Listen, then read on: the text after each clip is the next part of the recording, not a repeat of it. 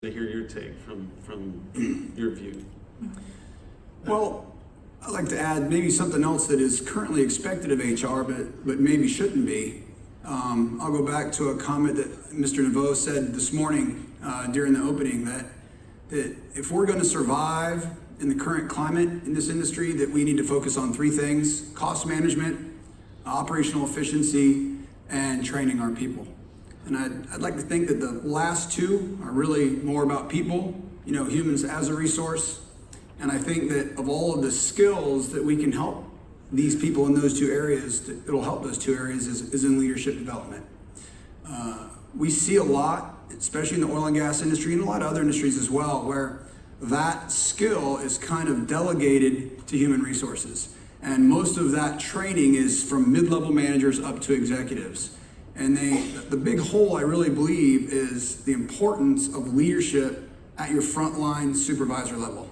In the military, when you go to becoming part of a squad to a squad leader, they pull you aside and they give you the 5 or 6 blocking and tackling skills of, hey, this is how you need to lead your team. This is what you need to do. And oh, by the way, one of your responsibilities is to develop each member of your team. And they show them how to do that. It's more like Christian was saying, it's almost like an apprentice program. So they keep that leadership development very close to the operational mission, because that's the examples that you use to mentor by.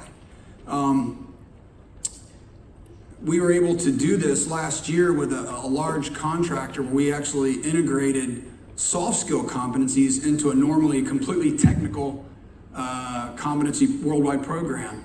And these skills were basically set at a junior frontline supervisor to a mid-level supervisor and to a senior supervisor like a rig manager.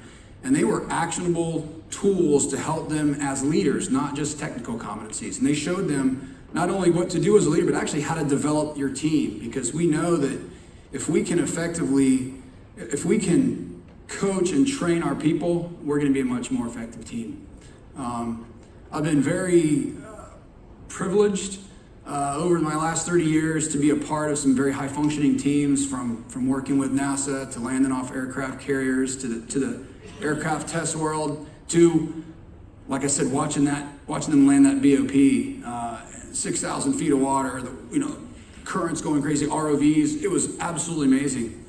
And one thing I've learned is that job satisfaction is a lot higher when the team is doing well, right? We used to have a saying, it's a lot more fun to be good.